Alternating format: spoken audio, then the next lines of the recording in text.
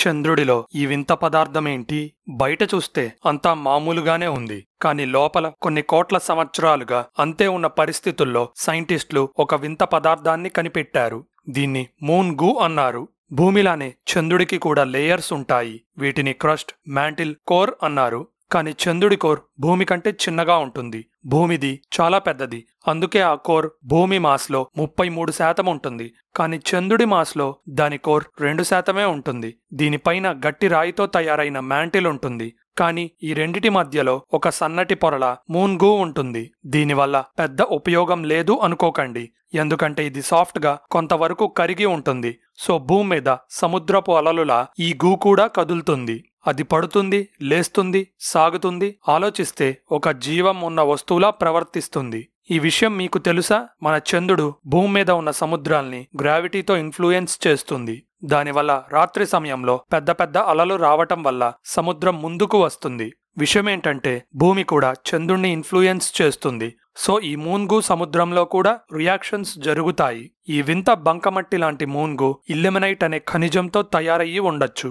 ఇల్లిమినైట్లో titanium ఎక్కువగా ఉంటుంది. ఇది చాలా తక్కువ వెయిట్తో దృఢంగా ఉంటుంది కాబట్టి భూమి మీద అనేక రకాలుగా వాడొచ్చు. అంటే టైటానియంని అటు ఏరోప్లేన్, స్పేస్ క్రాఫ్ట్ పార్ట్స్ నుండి ఇటు మెడికల్ డివైజెస్ ని తయారు చేయడానికి వాడతారు. సో ఈ మూన్గుని మనం ఎక్స్ట్రాక్ట్ చెయ్యాలంటే చంద్రుడి మీద స్థావరాలు నిర్మించాలి. ముందుగా ఒక స్థావరాన్ని నిర్మించడానికి భూమి మీద నుండి రాకెట్స్ ద్వారా పదార్థాలని ట్రాన్స్పోర్ట్ చేయొచ్చు. కానీ చంద్రుడి మీద ఉన్న రెగోలిత్ అంటే ఇసుక లాంటి ఒక పదార్థాన్ని ఉపయోగించి 3D ప్రింటింగ్ ద్వారా కట్టడాల్ని నిర్మించవచ్చు.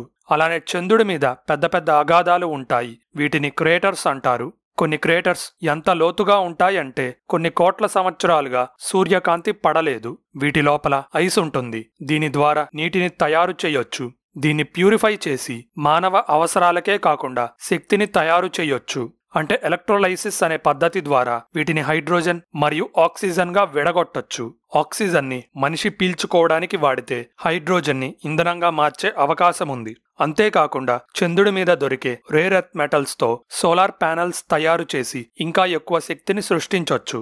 అయితే చంద్రుడిని చూడగానే ఒక నిర్జీవ, నిర్మానుష్య ఎడారిలా అనిపిస్తుంది. కానీ దాని సర్ఫేస్ కింద అనేక డైనమిక్ చర్యలు జరుగుతాయి. వీటిని కనిపెట్టడానికి నాసా స్పెషల్ టూల్స్ వాడింది. Away the gravity recovery and interior laboratory, గ్రెయిల్ అండ్ లూనార్ రికానిసెన్స్ ఆర్బిటర్.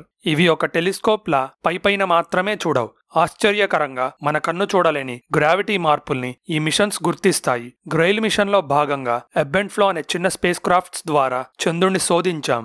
ఇవి రెండు దగ్గరగా ఎగురుతూ చంద్రుడి గ్రావిటీ మార్పుల్ని అంచనా వేస్తాయి. గ్రావిటీ ఎక్కువగా ఉన్న చోట ఎబ్ అండ్ ఫ్లో మధ్య దూరం తగ్గుతుంది. గ్రావిటీ తక్కువగా ఉన్న చోట వీటి మధ్య దూరం పెరుగుతుంది. ఈ రిజల్ట్స్ ని బట్టి చంద్రుడిలో ఏం జరుగుతుందో సైంటిస్టులు అంచనా వేస్తారు. అంతా అయిపోయిన తర్వాత 2012లో వీటిని చంద్రుడి మీద కావాలనే క్రాష్ అయ్యేలా చేశారు. అయితే లునార్ రికానిసెన్స్ ఆర్బిటర్ కదా, అది చంద్రుడి సర్ఫేస్ ని క్లారిటీగా ఫోటో తీసి విలువైన సమాచారాన్ని సేకరిస్తుంది.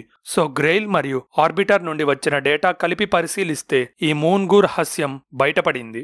కానీ ఇది ఎలా ఏర్పడింది? అసలు ఇన్ని సంవత్సరాలు అది ఎలా లిక్విడ్ రూపంలో ఉండగలిగింది? మన కోర్లానే చంద్రుడి కోర్ కూడా వేడిని పుట్టిస్తుంది.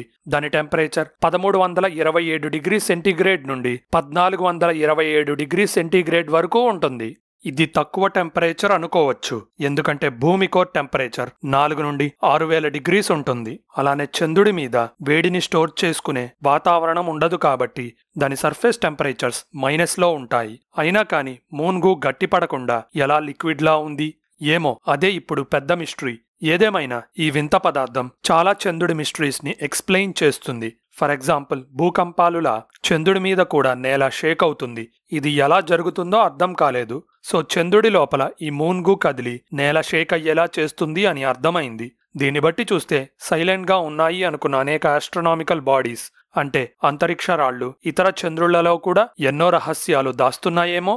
అలానే చంద్రుడి మీద ఇంకా అనేక వింత విషయాల్ని కనిపెట్టాం. అవే పెద్ద పెద్ద గుహలు. వీటిని లూనార్ లావా ట్యూబ్స్ అంటారు. మీరు గెస్ చేసింది కరెక్టే, ఇవి లావా వల్ల పుట్టాయి. కొన్ని కోట్ల సంవత్సరాల క్రితం చంద్రుడు చాలా అన్స్టేబుల్ గా ఉండేవాడు. అప్పుడు అగ్నిపర్వతాలు ఉప్పొంగి సర్ఫేస్ మొత్తాన్ని లావాతో కవర్ చేశాయి. ఈ లావా పై లేయర్ కూలయ్యి గట్టిపడి ఒక డార్క్ రంగు ఉన్న పదార్థంగా మారింది. పైనుండి చూస్తే ఇవి బ్లాక్ రంగులో కనబడతాయి, కాబట్టి వీటిని డార్క్ స్పాట్స్ అంటారు. ఇది గట్టిపడినా కూడా అప్పట్లో కింద ఇంకా లావా ప్రవహించింది. ఇలా జరగడానికి ఒక రీజన్ ఉంది. ఫర్ ఎగ్జాంపుల్, ఒక బాక్స్లో నీరు పోసి ఫ్రిడ్జ్లో పెట్టండి, కొంతసేపు ఆగాక చూస్తే మొత్తం గడ్డగట్టినట్టే ఉంటుంది. కానీ వేలు పెట్టి నొక్కండి, ఏమవుతుంది? పై లేయర్ మాత్రమే గడ్డగట్టి లోపలంతా నీరు ఉంటుంది కదా. ఇది ఎలా జరుగుతుంది అంటే, నీటి పై లేయర్లో ఉన్న వేడిని మొదటిగా ఫ్రిడ్జ్ లాగేస్తుంది. అది జరిగిన తర్వాత మిగతా లేయర్స్ కూల్ అవుతాయి. సేమ్ చంద్రుడి లావా కూడా ఇంతే గట్టిపడింది. అంతరిక్షం కూడా చల్లగా ఉండటం వల్ల పై లావా లేయర్ గట్టిపడింది. అయితే మిగతా లావా చల్లబడే లోపు వేరే చోట్ల నుండి బయటికి వస్తుంది. ఒకసారి ఈ లావా లోపలికి వెళ్లిపోయిన తర్వాత అది పారిన ఖాళీ మిగిలిపోతుంది. వీటినే లావా ట్యూబ్స్ అంటున్నాం. భూమి మీద హవాయి, ఐస్లాండ్ లాంటి ప్రాంతాల్లో కూడా లావా ట్యూబ్స్ ని చూడొచ్చు. ఇది చంద్రుడి మీద కొన్ని కోట్ల సంవత్సరాల క్రితం జరిగింది. అందుకే సోలార్ సిస్టంలో ఇవే అతిపెద్ద మరియు పొడవాటి టనెల్స్ అని మనం అనుకుంటున్నాం. ఈ పెద్ద లావా ట్యూబ్ చూడండి. దీన్ని మరే ట్రాంక్విలియాటిస్ అనే ప్రాంతంలో కనిపెట్టాం. ఇక్కడే అపోలో 11 మొదటిగా ల్యాండ్ అయింది.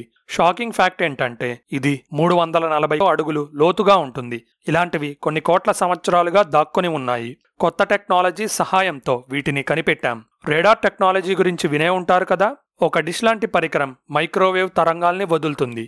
ఇవి ఒక వస్తువుకి తగిలి వచ్చి దాని ఆకారాన్ని చూపిస్తాయి. లునార్ రికానిసెన్స్ ఆర్బిటర్కి ఉన్న రేడార్ నుండి వచ్చిన డేటాని యూనివర్సిటీ ఆఫ్ ట్రెంటో సైంటిస్టులు స్టడీ చేసి లోపల ఉన్న లావా ట్యూబ్స్ ఆకారాన్ని కనుక్కున్నారు. విషయం ఏంటంటే, అవి ఒక చిన్న టౌన్ పట్టేంత పెద్దగా ఉన్నాయి. అందుకే చంద్రుడి సర్ఫేస్ మీద కాకుండా ఇలాంటి సొరంగాల్లో స్థావరాల్ని నిర్మిస్తే చాలా అడ్వాంటేజెస్ ఉంటాయి. భూమికి వాతావరణం, మ్యాగ్నెటిక్ ఫీల్డ్ ఉంటాయి కాబట్టి సూర్యుడి నుండి వచ్చే హానికరమైన రేడియేషన్ ని తట్టుకోగలుగుతున్నాం. అలానే చిన్న చిన్న ఉల్కలు కూడా వాతావరణంలోకి ప్రవేశించినప్పుడు కాలిపోతాయి. కానీ చంద్రుడి కథ వేరు. వాతావరణం లేకపోవడంతో రేడియేషన్, ఉల్కలు ఎఫెక్ట్ ఎక్కువగా ఉంటుంది. వీటి నుండి రక్షణ కోసం ఒక మూన్ బేస్ ని గట్టి కవచంతో నిర్మించాలి. దీనికి చాలా ఖర్చు అవుతుంది. అదే సొరంగాలు న్యాచురల్ షీల్డింగ్ గా వ్యవహరించి ఉల్కలు, రేడియేషన్ ని ఆపుతాయి. సో స్థావరాన్ని మామూలుగా కట్టొచ్చు. అయితే ఇంత హార్ష్ వాతావరణాల్లో కూడా సూక్ష్మజీవులు బతికే అవకాశం ఉంది. భూమి మీద వల్కానిక్ స్నేల్స్ అనే జీవులు ఉంటాయి. కాకపోతే ఇవి సముద్రాలు అడుగున వేడి బయటికి వస్తున్న ప్రదేశాల్లో బతికుంటాయి. ఒకవేళ చంద్రుడి మీద జీవాన్ని కనిపెడితే అది మన థింకింగ్ నే మార్చేస్తుంది. ఇదంతా ఆలోచిస్తుంటే అసలు చంద్రుడు ఎక్కడి నుండి వచ్చాడు అని నాకు డౌట్ వచ్చింది. తీరా చూస్తే భూమి నుండే పుట్టాడంట. 450 కోట్ల సంవత్సరాల క్రితం థియా అనే ఒక ప్రోటోప్లానెట్ భూమిని తాకింది. ఈ ఘర్షణలో భూమి నుండి చాలా పదార్థం బయటికి వచ్చేసింది. అయితే ఆ పదార్థం అంతా భూమి చుట్టూ తిరిగి గ్రావిటీ వల్ల ఒక దగ్గరికి చేరింది. దీని సైజ్ 800 కిలోమీటర్స్ కంటే తక్కువ ఉంటే చంద్రుడు రౌండ్ గా ఉండేవాడు కాదు. అంతకంటే ఎక్కువ సైజు ఉంటే మాత్రమే గ్రావిటీ ఒక వస్తువుని రౌండ్ షేప్ కి మారుస్తుంది. ఇదంతా విన్న తర్వాత చంద్రుడిలో వింత మూన్ గూయే కాదు, ఇంకా చాలా రహస్యాలు దాగున్నాయి అని అర్థమవుతుంది. అవేంటో ఈ వీడియో చూసి తెలుసుకోండి. ఇలాంటి ఇంట్రెస్టింగ్ స్పేస్ వీడియోస్ చూడాలంటే మన ఛానల్ సబ్స్క్రైబ్ బటన్ నొక్కి బెల్ ఐకాన్ క్లిక్ చేయండి. ఈ ఇన్ఫర్మేషన్ అందరికీ రీచ్ అవ్వాలంటే వీడియో లైక్ చేయడం మర్చిపోకండి.